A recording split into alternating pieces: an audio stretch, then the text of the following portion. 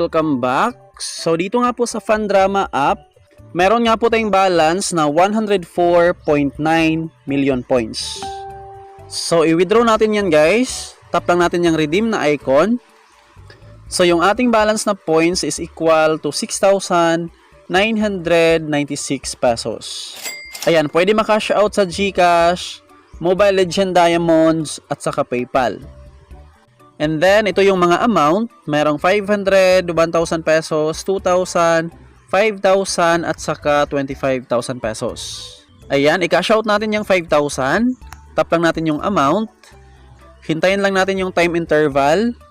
Tapos, agree. And then, dito natin ilagay yung ating pangalan ng ating GCash, GCash number, tapos verify GCash number. So, na-input na natin yung ating GCash details. Tap na natin yung redeem na icon. Success. Check natin yung ating withdraw.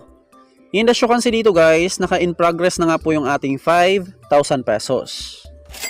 So, dalawa na yung ating pending. Ayan siya, February 28, 2025.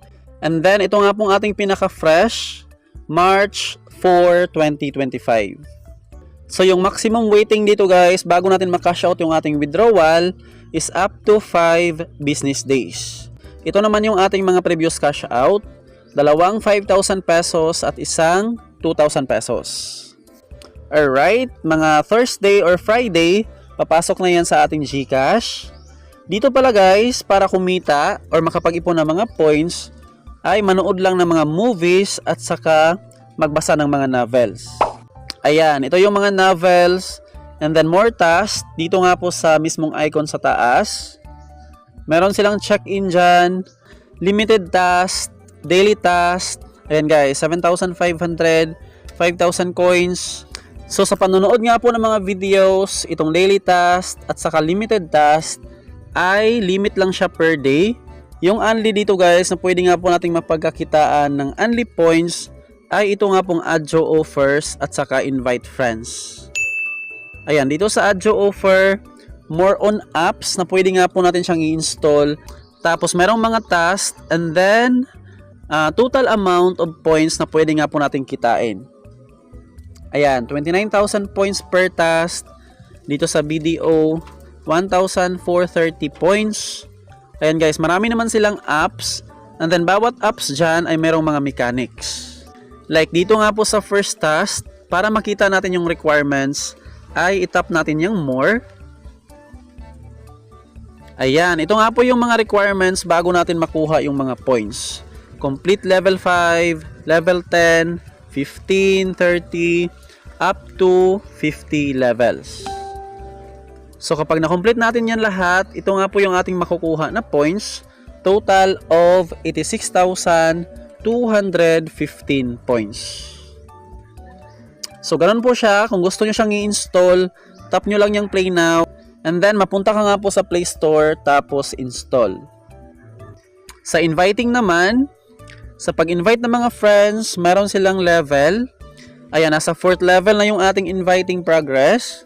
Ito yung kanilang level guys. Sa level 1, 54,000 points per invite. Sa second level, 108,000 points. 3, 180,000 points. Sa 4, 216,000 points. Sa 5, 270,000 points. So yan po yung kanilang level of inviting. Ito nga po yung mga requirements bago natin ma-earn yung ating inviting reward. First, kapag ginamit yung ating invitation code, meron tayong ma-receive na partial reward. Ayan, dito sa akin guys, 60,000 points. And then kapag natapos nila tong task, additional 72,000 points plus 84,000 points. Alright, ganun po yung bigayan ng kanilang invitation reward. Para makapag-invite, dito natin makikita yung ating referral code or invitation code. And then para makopy natin yung link, tap lang natin yung click to invite, tapos copy content. So ganun lang naman. And then sa mga gusto palang itry itong application, ito nga po yung pangalan ng kanilang app. Ilagay ko na lang din yung ating download link dyan sa ating description box at sa ating comment section. Ayan guys, ito yung kanilang app, si Fundrama, Funny Drama Application. Tapos, sa pag-sign up pala dito guys, mayroon kayong ma-receive na instant 30,000 points kapag nag-input ng invitation code. Ayan, dito nga po kayo maglagay ng invitation code to receive 30,000 points. So yun lang, that would be all for today. Maraming salamat sa panonood. Huwag kalimutang mag-subscribe at i-hit ang notification bell para updated ka lagi sa mga earning apps and websites na ating sinishare dito sa ating channel. Bye guys!